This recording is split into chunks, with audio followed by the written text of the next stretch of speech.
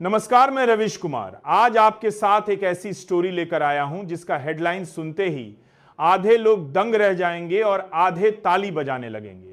सीजेई गवई का बीजेपी पर बड़ा फैसला, मोदी अमित शाह को हुई जेल।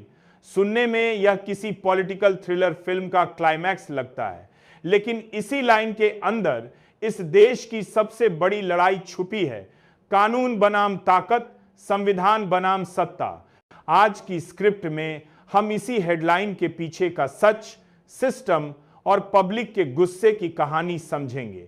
हां, साफ कर दूं, अभी हकीकत में ऐसा कोई आदेश नहीं आया कि मोदी और अमित शाह को जेल भेज दिया गया हो, लेकिन जो फैसले सीजेई गवई ने दिए, जिस तरह उन्होंने बुलडोजर राज को कोर्ट के अंदर कटघरे में खड़ा कर दिया, उसने पहली बार बीजेपी की पूरी राजनीति पर सीधा हमला बोला है।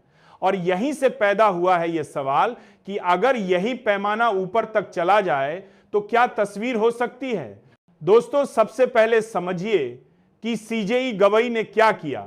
उन्होंने खुले मंच से कहा कि भारत का सिस्टम रूल ऑफ लॉ पर चलेगा, रूल ऑफ बुलडोजर पर नहीं। यानी कोई भी सरकार सिर्फ इस आधार पर घर नहीं तोड़ सकती कि किसी पर आरोप लगा है या वह सरकार की नजर में अपराधी है। सुप्रीम कोर्ट ने अपने फैसले में साफ कहा कि बिना कानूनी प्रक्रिया, बिना सुनवाई, बिना नोटिस घर ढाना संविधान के खिलाफ है और यह आम नागरिक के राइट टू शेल्टर पर सीधा हमला है। सीजेई गवई ने खुद माना कि उनके करियर का सबसे महत्वपूर्ण फैसला वही था जिसमें उन्होंने बुलडोजर जस्टिस को गलत ठहराया और कहा कि एग्जीक्यूटिव यानी सरकार जज, ज्यूरी और जल्लाद तीनों नहीं बन सकती। उन्होंने देश भर के लिए गाइडलाइन दी कि किसी भी तोड़फोड़ से पहले नोटिस देना होगा, समय देना होगा, अपील का हक देना होगा और यह सब रिकॉर्ड में होगा, डिजिटल पोर्टल पर दिखेगा। ये बातें सुनने में टेक्निकल लगती हैं, लेकिन असल में यह सीधा तमाचा है उन सरकारों पर जिन्होंने अपने नेताओं की इमेज बनाने के लिए बुलडोजर को तुरंत न्याय का सिंबल बना दिया था। अब आप खुद सोचिए, बुलडोजर की यह राजनीति सबसे ज्यादा कहां चली? UP, MP, Gujarat, Delhi MCD जैसे इलाकों में जहां बीजेपी या उसकी सहयोगी सरकारें रही हैं और टीवी पर यही दिखाया गया कि देखिए हमने अपराधी का घर मिटा दिया, हम कितने कड़े हैं। यानी कोर्ट, ट्रायल, सबूत, गवाह, सबसे ऊपर आ गया बुलडोजर। सीजेई गवई का फैसला असल में सीधे सीधे इसी सोच के खिलाफ गया है और इसीलिए इसे लोग बीजेपी मॉडल ऑफ पॉलिटिक्स पर सबसे बड़ा वॉर मान रहे हैं।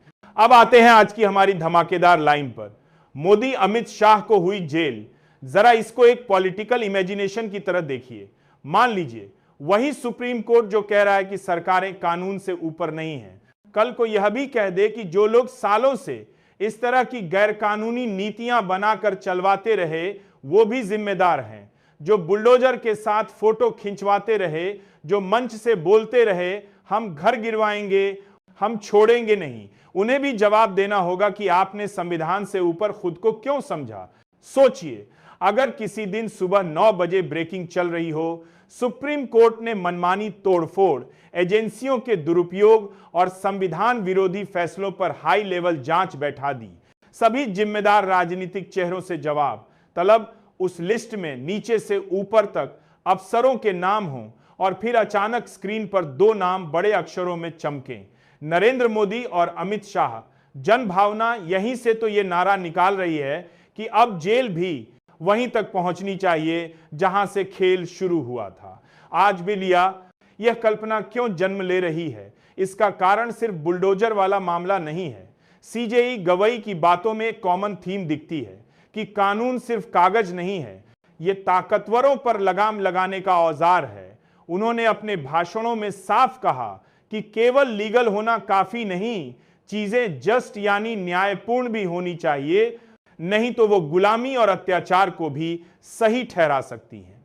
यानी अगर सरकार कोई ऐसा कानून बनाती है जो कमजोरों को कुचलता है, अल्पसंख्यकों को टारगेट करता है, विपक्ष को डराने के लिए बनता है, तो सुप्रीम कोर्ट का काम है उसे रोकना। इसी सोच के साथ कोर्ट ने मनमाने बुलडोजर एक्शन पर ब्रेक लगाया, एससी एसटी रिजर्वेशन में सब क्लासिफिकेशन जैसा बड़ा फैसला दिया और ईड जैसी एजेंसी के बेलगाम इस्तेमाल पर भी पहले की तुलना में सख्त नजर रखी। याद रखिए, यही ईड सीबीआई ईड पिछले कई साल से विपक्ष के नेताओं पर टूट पड़ती रही, लेकिन बीजेपी के बड़े चेहरे हमेशा क्लीन निकल आते थे। चाहे कितनी भी रिपोर्टें और आरोप बाहर घूमते रहें, जनता यही तो पूछ रही है, एजेंसी अगर सच में स्वतंत्र है तो फिर केस सिर्फ विपक्ष पर ही क्यों दिखते हैं? सत्ता पक्ष के बड़े नामों पर फाइलें हमेशा खाली क्यों रहती हैं? यहीं पर मोदी अमित शाह को हुई जेल वाली लाइन जनता के गुस्से की आवाज बन जाती है। लोग जानते हैं कि अभी ऐसा कोई कोर्ट ऑर्डर नहीं है, लेकिन वे ये भी देख रहे हैं कि अगर सुप्रीम कोर्ट चुनावी बॉन्ड जैसे मुद्दों पर कह सकता है कि यह सिस्टम अमीरों को फायदा पहुंचा रहा था और लोकतंत्र के खिलाफ था, तो फिर यह सवाल भी उठ सकता है कि इस पूरी फाइनेंशियल इंजीनियरिंग को किसने डिजाइन किया, किसको सबसे ज्यादा फायदा मिला? अगर कानून पैसा देने वाले कंपनियों की गुमनामी तोड़ सकता है, तो क्या कभी ऐसा दिन आएगा जब उसी कानून के सहारे उन राजनीतिक चेहरों पर भी उंगली उठेगी जिनके खाते में यह पैसा पहुंचा? अब एक सीन सोचिए, सुप्रीम कोर्ट कहता है कि कोई भी प्रधानमंत्री या गृह मंत्री कानून से ऊपर नहीं। अगर किसी नीति, किसी कानून या किसी एक्शन से लाखों लोगों के अधिकार कुचले गए हैं, तो जांच सिर्फ नीचे के अफसर तक नहीं रुकेगी। टीवी स्टूडियो जो आज तक विपक्ष को